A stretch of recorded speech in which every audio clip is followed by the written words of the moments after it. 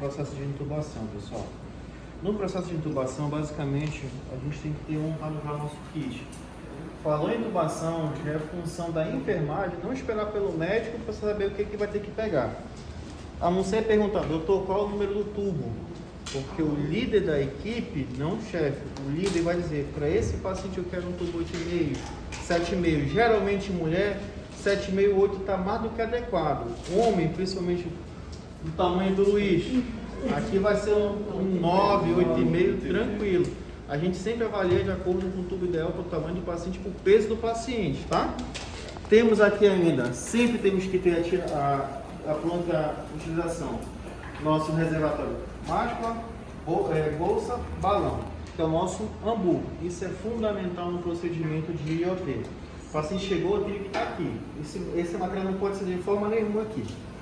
Outro, dependendo do médico, ele vai querer um guia. Pode ser tanto o fio guia, que esse fio guia tem um aqui dentro do tubo. Ele pode ser metálico, né, com essa proteção, ou já pode ser esse emborrachado. Qual a diferença desse fio guia, desse guia, para esse outro guia aqui? Esse aqui é o buge. Ele não necessariamente eu preciso já colocar dentro do tubo. Eu posso utilizar esse? Posso abrir, Luiz? Pode.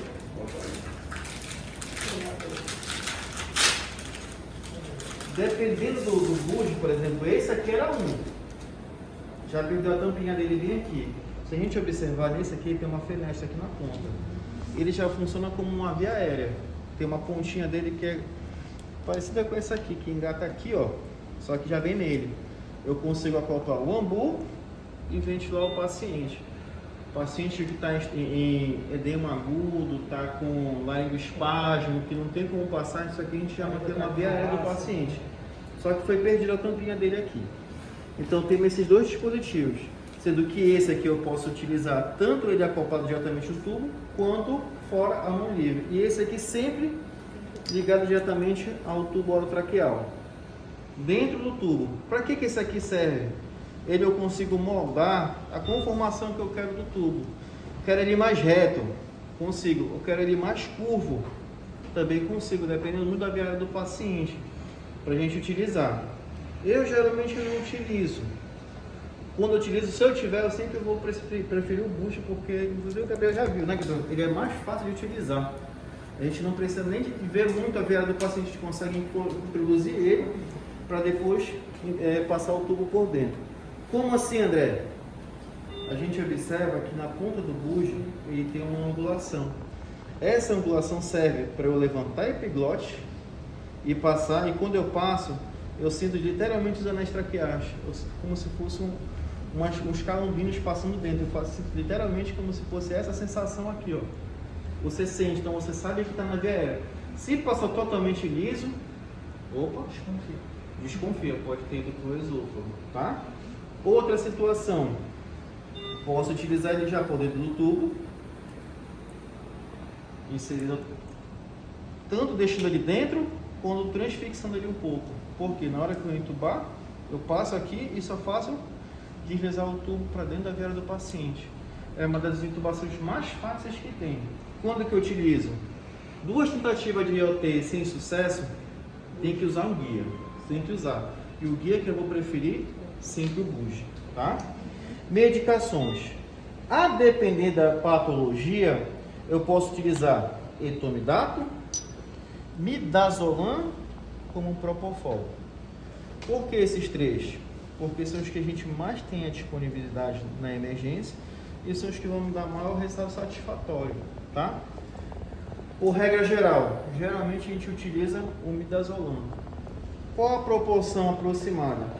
Se vocês observarem, essa frasca ampulha é 50 mg por ml. A tendência é utilizar ali por volta de 1 ml por quilo dos 3. Regra geral. Geralmente eu vou utilizar um ampula todo.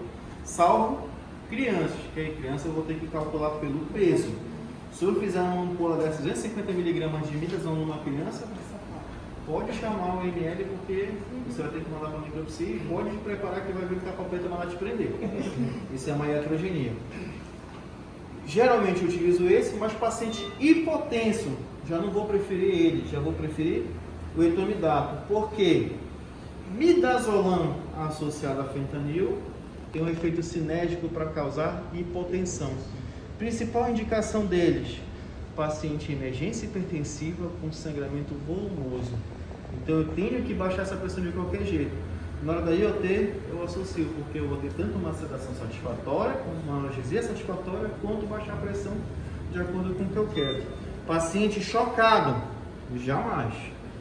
Vou dar preferência pelo etomidado. E o Propofol?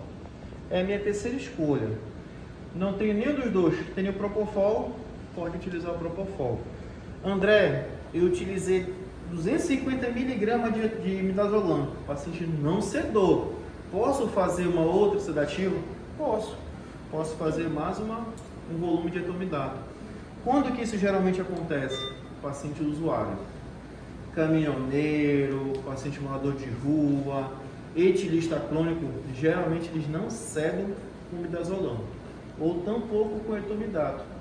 Eles rebaixam, mas não cedem. Então vai ver que o paciente que vira e mexe vai estar brigando na própria laringoscopia. Para analgesia, fentanil, tá?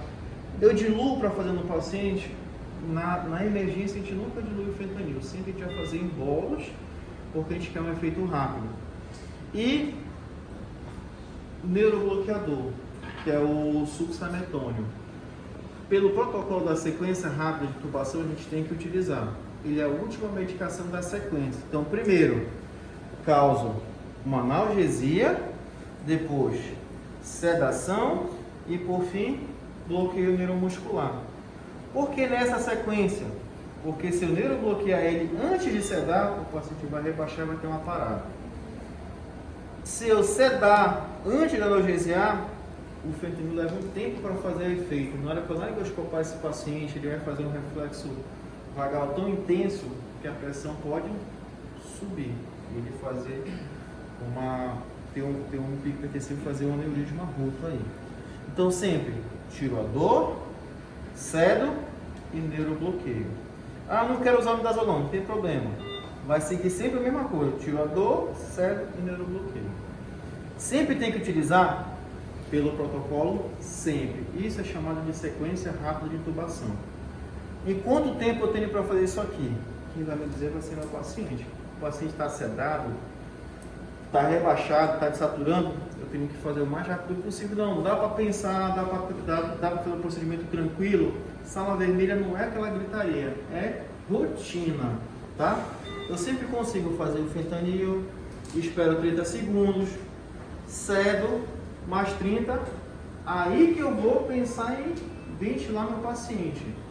Já aconteceu comigo aqui nesta sala, neste leito.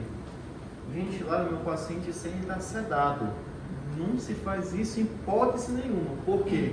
O paciente vai tentar respirar e você vai jogar uma barreira de ar para ele exalar aquele ar. Então você vai fazer o paciente ter uma parada cardiorrespiratória e iatrogênica. Então só depois que eu cedo, que ele não tiver mais drive ventilatório, que eu começo a ambusar meu paciente. Ele sedou, está tendo drive? Só mantenho aqui meu ambu, tranquilo, e respirando. Consigo ventilar ele só tocando aqui no reservatório. É só para ofertar uma carga maior, porque ele tem drive. Depois que eu neurobloquear, que ele pluralizar, que ele não vai ter mais musculatura nenhuma para ventilar, aí não. Já é ventilação ativa. Eu tenho que ambusar meu paciente. Tempo total de um procedimento de intubação. Uma apneia sua. Ah, André, eu não tenho muito fôlego. Tá, o tempo normal de uma apneia de uma pessoa que tem um fôlego um pouquinho melhor. 30 a 40 segundos. André, eu sou o danador de apneia. Eu falo, mergulha grande, professor, eu fico 3 minutos. Não é sua, é da população em geral. 40 a 50 segundos. Por quê? É o tempo que eu vou ver na saturação dele começar a cair. Uma intubação protegida, benéfica para o paciente, ele tem que estar entre 100% a no máximo 91%. Há as exceções? Com certeza, já intubei o paciente saturando 60%. Mas é por conta da agilidade, o viés que é muito mais rápido pegar e viés do que eu esperar aumentar a saturação. Mas isso eu tendo segurança que eu vou pegar. Enquanto eu não ver uma saturação 100% por pelo menos 3 minutos, que ou seja, é uma hiperventilação do paciente, deixar ele justamente com uma reserva de oxigênio para manter a apneia, a gente não faz isso. Porque se eu tentar fazer isso com uma saturação de 60, vai causar uma saturação maior ainda. Hipoxemia cerebral mata. Você vai matar o paciente aí no seu próprio procedimento. Então isso é uma coisa tanto médica quanto do enfermeiro. Tá? Tem que ser um acordo entre dois. Não, bora que dá. O médico dá a ordem e ele vai proceder com o procedimento de intubação. Tá? Procedimento de intubação. Quando é que eu inicio? Vamos retirar aqui.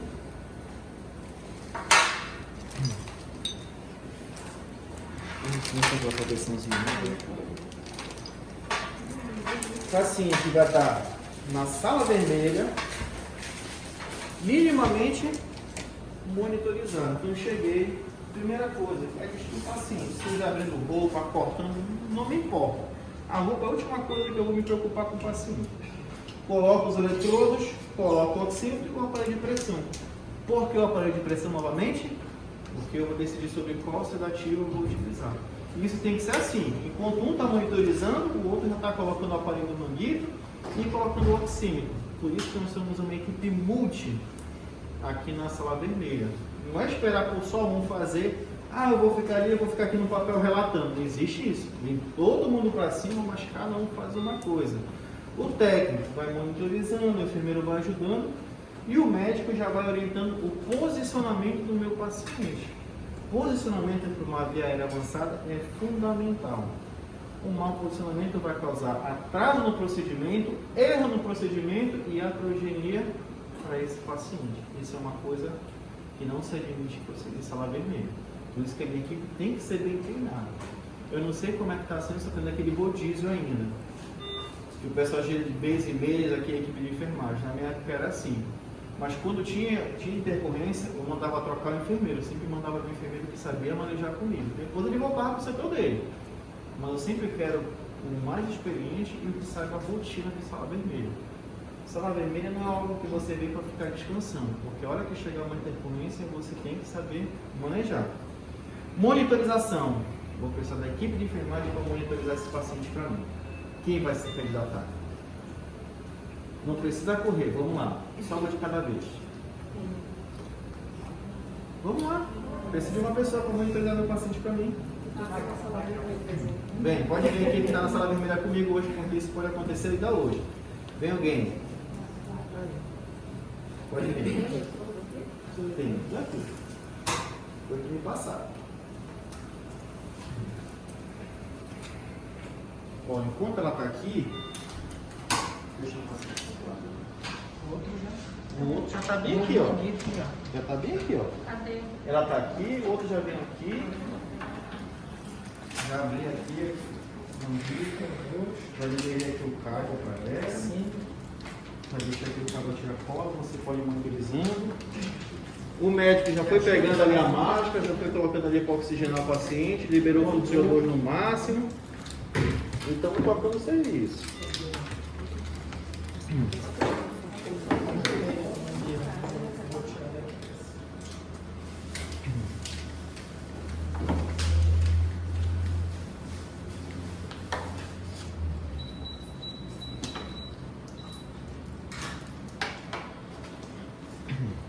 Olha aqui, tá vendo?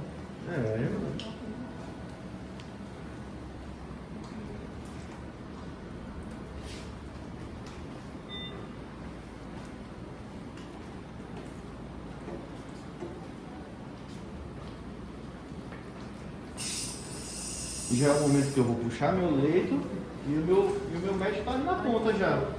O meu médico está falando aqui. Vamos lá, pessoal. Próxima sequência. Provavelmente o oxigênio deixou aí. Vamos lá. Monitorizou. Como é que está a pressão? Aí você está mais perto aberto e a gente vai começar a monitorizar os pacientes. Tenho todos os parâmetros. Já tenho pressão, já tenho saturação e atividade elétrica na cardioscopia. O paciente está monitorizado. Próximo procedimento, o médico vai perguntar: acesso venoso periférico pérvio? Não, doutor, estou pegando. Então o enfermeiro vai estar aqui, pegou acesso. Doutor, acesso funcionante. Não é pérvio, é funcionante. E testado. Porque muitas vezes o paciente chega com a gente na sala vermelha e já passou ali pela porta. Mas chegou aqui, está com acesso. Está com acesso todo. Não, mas e aí, o acesso está funcionando? Muitas vezes já perdeu o acesso. Se perdeu, eu vou pegar um novo acesso, tá? Doutor, medicação. Doutor, eu quero etomidato, quero fentanil e succinilmetônico. Preparou a medicação. Enquanto uma está aqui, continua monitorizando, vai só uma preparar a medicação. Não precisa ir todo mundo para causar aquele tumulto. E sempre vai ser puro, tá? Depois que eu preparei medicações e identifiquei a seringa, eu tenho que ter como lavar o acesso depois da medicação, correto? Eu sempre tenho que ter de 10 a 20 ml de água destilada ou soro fisiológico para lavar o acesso. O doutor pediu, vamos lá, fentanil, 2 ml, feito, lavado, eleva membro, tá? Porque geralmente a gente vai pegar membro superior. Foi na jugular, porque não tem problema. Mas geralmente se for membro, eleva o membro, medicação feita. Vamos lá, 10 ml de midazolam, feito, lavado, eleva o membro. Succinilmetônio, 100 microgramas, feito, lavado acesso, eleva o membro. Sempre elevar o membro. Para quê? Para facilitar o retorno para o coração distribuir a droga pelo corpo, para assim ser mais efetivo o efeito da medicação. Paciente sedou, neurobloqueou, aí eu vou começar a ambusar o paciente. Qual é a técnica para ambusar? O paciente sempre em decúbito dorsal, uma hiperextensão cervical e fazendo o C e o E. Eu pego aqui, faço um Czinho em volta da conexão do ombro com a máscara e o E pegando o arco da mandíbula. Para que eu faço isso? Porque eu consigo ter pressão. Eu já vi, ó. Sem pressão. Sem Nem pressão. mexe. Com pressão. Viu? Percebo como expande o tórax do paciente. Tá fazendo, não está expandido, tem alguma coisa errada. O paciente está mal posicionado, está com a via aérea fechada, tem que reposicionar. Então sempre eu hiperestendo para depois eu ambusar o paciente. Aí eu tenho que ter, aí eu vou olhando no monitor, saturando 80, 90, 100%, deixo saturando 100%, quando dá de 1 a 2 minutos, aí que eu consigo ir para a intubação, tá? O nosso boneco de intubação vai mudar, aí eu vou pedir a ajuda do Dr. Gabriel Malcati para fazer a intubação, porque eu estou com uma equipe onde a gente não estou conseguindo fazer, tá? Vamos lá. E outra coisa, enquanto a equipe já monitorizou, já posicionou o paciente, já colocou, já verificou os sinais vitais, é de suma importância retirar essa pecinha. A agilidade da equipe vai ser muito importante no processo de intubação. Enquanto a gente está organizando, alguém já tracionou o leito para cá, já retirou. Puxa o lado. Já retirou a tampa de trás do leito, já elevou o leito para uma altura legal para o médico fazer o processo, iniciar o processo de intubação. Tá? O local organizado é sempre muito importante no processo de intubação, tá? Para todo mundo aqui. Não só com o médico, nem com a filha, nem com o médico, nem para a equipe desinfetante postura.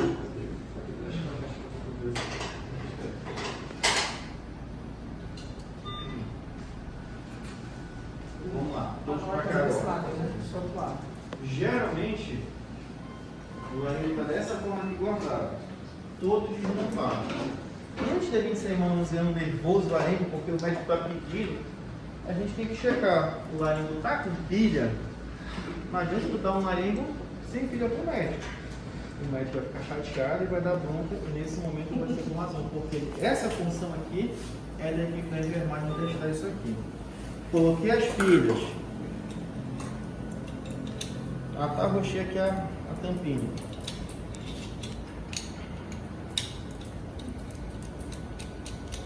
Vou testar o meu laringo. Quando a gente vai montar o laringo, existe a forma correta de montar o cabo e a lâmina. Sempre paralelo, para depois abrir. o que acontece que eu já vi muita gente fazendo. Desse jeito aqui, ó. Quando eu faço isso, vocês repararam que tem tipo uma molazinha aqui e aqui. Essa mola vai estragando. Quando viu meu laringo que é perfeito, não tem jogo nenhum, fica com um tremelique aqui, fica com um jogo muito grande. Olha como eu mexo, o laringo roda. E nem faz barulho. Laringo estragado, ele faz um tec e a lâmpada começa a falhar. Cheio de jogo. Peguei meu laringo e deixei próximo do médico. O médico vai falar, eu quero um tubo 8. O enfermeiro vai pegar o tubo, não vai tirar o tubo todo da proteção, vai tirar o suficiente para retirar o cuff, o balonete. E vai testar o cuff. Dá uma seringa, por gentileza. Por que é importante eu testar o cuff? Se esse cuff estiver furado e ele pegar a via aérea rápido, mas eu não vou conseguir ventilar meu paciente, porque o cuff está ineficiente. Eu vai gerar uma situação que a gente chama de... eu esqueci a palavra. Vai ter fuga de ar. Não, mas tem um termo técnico que se usa para fuga. Vai ter escape. Pronto. É escape. Vai ter escape que não vai me gerar o volume corrente adequado para ventilar o paciente. Eu preciso pegar aqui para saber que o cuff está bom ou não? Para isso existe essa borrachinha aqui. O cuff está inflado, está ótimo. Eu vou e seco novamente o meu cuff. E seca totalmente. Até que ponto? Até colabar, tá? Importantíssimo. Vamos pegar uma via aérea no paciente. É prudente a gente usar um lubrificante, geralmente a lidocaína geleia. A gente pode passar tanto na ponta do laringo, para facilitar na hora que ele for deslizar para a via aérea, quanto a gente passa um pouco aqui. Ah, André, mas como é que eu vou passar? Tá aqui tá aqui o nosso tubo, né? Eu posso abrir aqui o final dele, desprezo de forma aqui de cima asséptica o coito e fecho e espalho. Porque o lado que eu vou dar aqui para o meu médico, que estiver na intercorrência, é justamente o lado superior. Na hora que ele falar, perfeito, obrigado.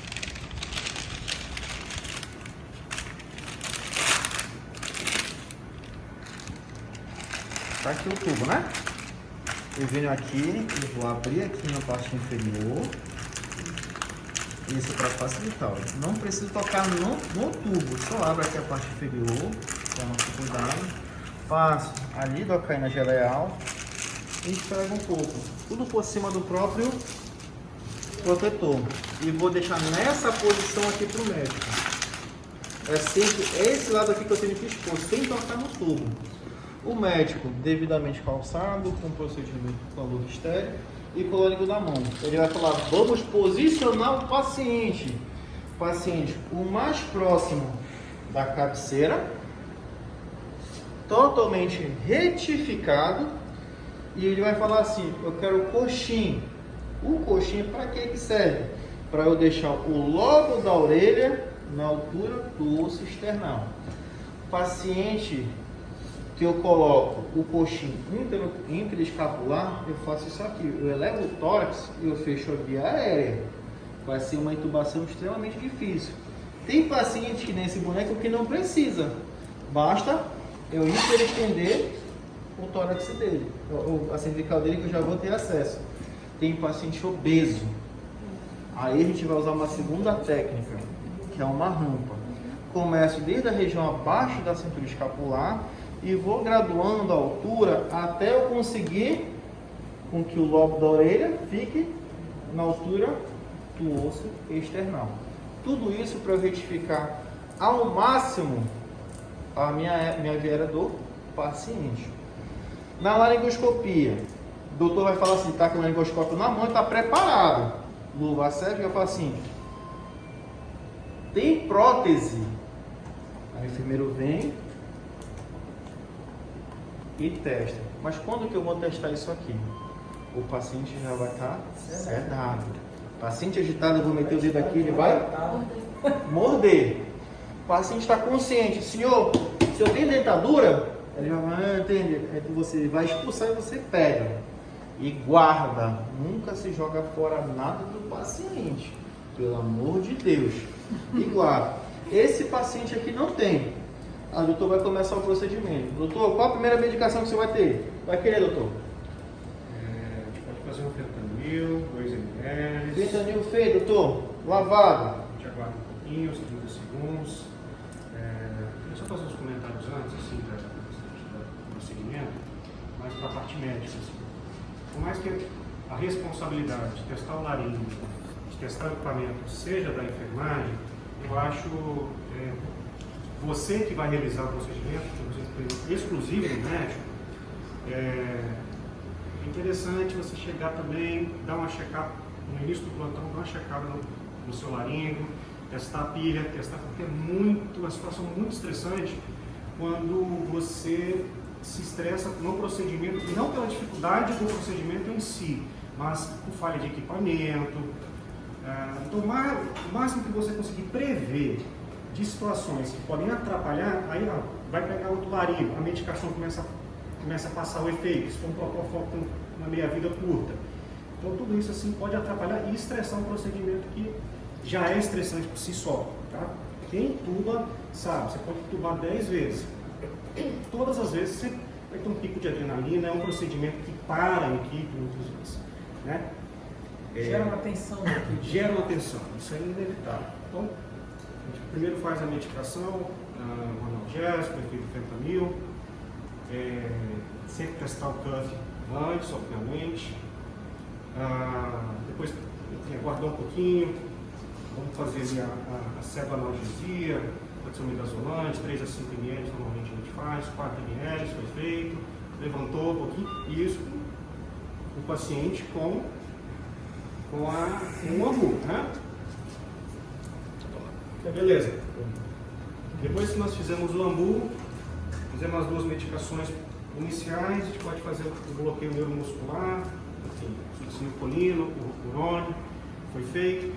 E algo interessante dessa medicação é que o paciente, quando está fazendo efeito, ele começa a fascicular. Às vezes aqui a musculatura do pescoço, a musculatura aqui da região aqui da clavícula. Nesse momento você já está autorizado para começar a laringoscopia, enfim, iniciarmos ali o processo. Né? Então o paciente já posicionado, eu peço licença aqui ao enfermeiro para tirar aqui no RU e vamos começar a laringoscopar. Né?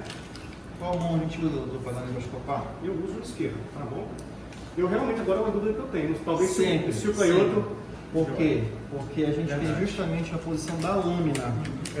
Isso aqui que você vai pegar, você vai usar essa lateral aqui para rebater a língua e o tubo vai deslizar justamente nesse vácuo que tem aqui, né? Nessa canalização. E essa luz aqui do laringe, isso aqui ajuda muito. A branca. Exatamente. Então assim, A LED. às vezes você vai lá e tá funcionando o laringe, na hora de passar ele começa a falhar. Pode ser pilha, pode ser qualidade mesmo do aparelho. Né? Lâmina 4 normalmente a gente usa para a maioria dos pacientes pediátricos, lâmina reta, soma 4, divide por 4 unidade, enfim, isso aí cabe ao médico, né? Mas, enfim, vamos iniciar aqui o procedimento, paciente posicionado. Insira o tubo. Segura a base. Segura a mão, ele deve escolar assim. Ó, eu vou até a epiglote. Não faço movimento de alavanca, tá? Porque se o paciente não tiver os dentes naturais, eu posso fraturar esses dentes. Eu só estou autorizado a passar o tubo quando eu visualizo as cordas vocais. Eu não passo o tubo se eu não visualizar. É claro que muitas vezes os pacientes com viária difícil a gente não consegue. Então, para isso a gente usa o buge, tenta outras técnicas, né? OMIC 4 ou 5, que é uma classificação laringoscópica. Ó, eu pegando aqui, passei ele e retirou o tubo do nossa embalagem. Visualizei as cordas. A corda vocal, na verdade, né? Eu gosto muito do fio guia. O doutor aí já não... Eu acho que ele fica mais firme. Muito mole, né? Tudo, não. Esse boneco precisa lubrificar antes ali, senão ele Tá fica duro. Então, Porque esse aqui ele é bem aqui, que esse aqui é meio Porque bem aqui no da fica boca seca, dele. não racha, né? É.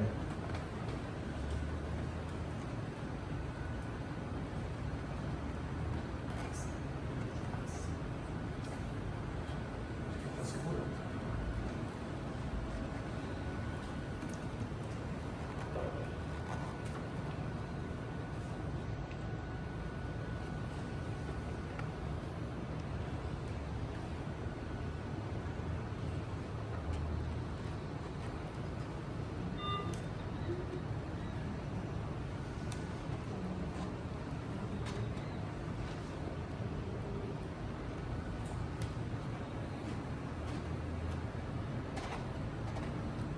Tá bem sequinho, tem que passar um pouquinho de lubrificante. Aí já foi. Ele fica seco. ele fica seco. Eu Borracha vou- com borracha. borracha. Eu vou até aqui mais ou menos, na rima aqui da boca, até mais ou menos 22, 24. Tá até na aqui pra dentro agora.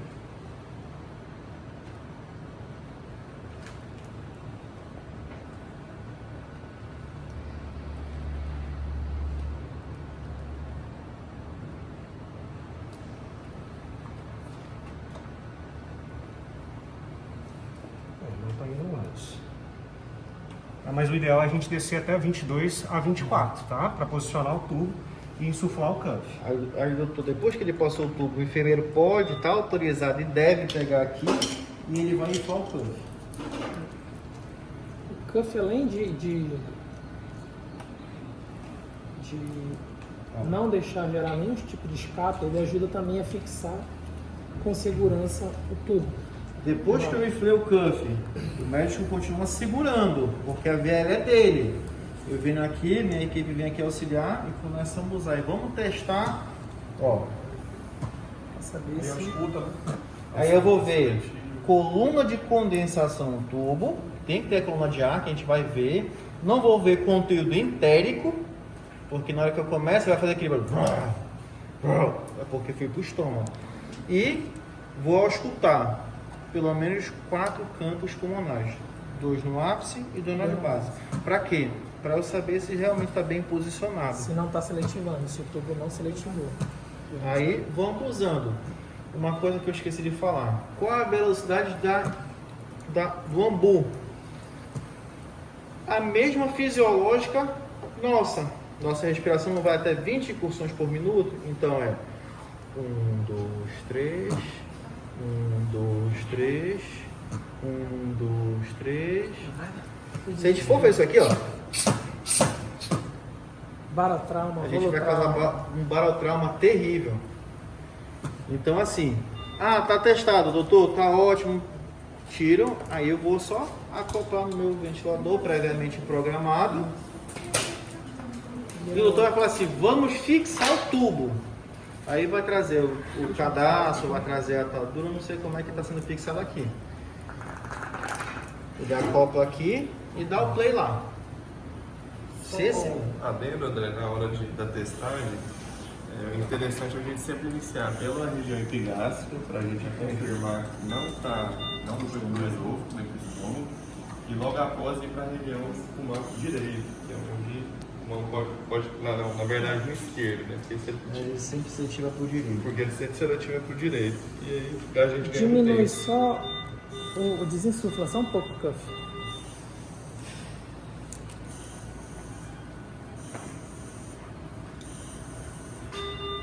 Ó, o ventilador vai alarmar que ele está fazendo um volume corrente baixo. Ó, porque está tendo escape de ar. Agora insufla de novo.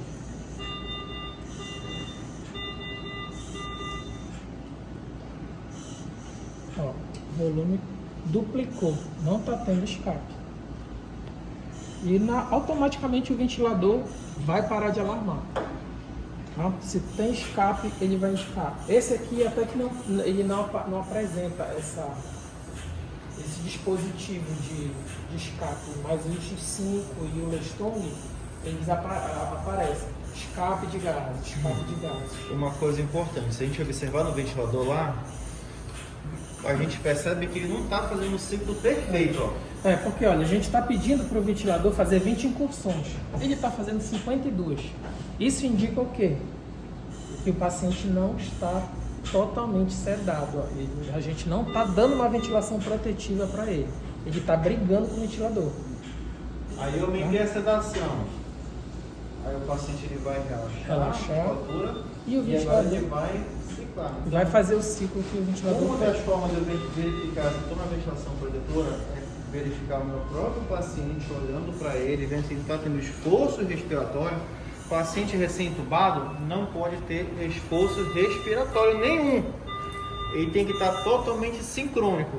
A partir do momento que eu sedei, peguei a via aérea e ele começou a fazer uma ciclagem satisfatória na ventilação mecânica, a saturação vai subir de forma imediata, tá? Isso a gente não pode. Outra forma a gente vê, justamente no ventilador. Meu ventilador está mandando ele fazer 20 incursões, ele faz mais que isso, é porque não está bem sedado. Aqui- Tá reativo, eu preciso aumentar a minha sedação. É. Intubei, verifiquei meu ventilador, novamente, sinais vitais. Como é que está a pressão? Porque no momento que eu faço a minha intubação, que eu cedo, a pressão tende a cair um pouco. Já vi gente falar assim, a gente faz um bolo de noradrenalina. Não, então não faz. Escorre um soro, escorre um volume para depois avaliar. Porque a nora é muito boa? Mas ela vai fazer uma vasoconstrição generalizada. Então vai causar uma lesão renal nesse paciente. Dúvidas? Só para parar de lá. Dúvidas?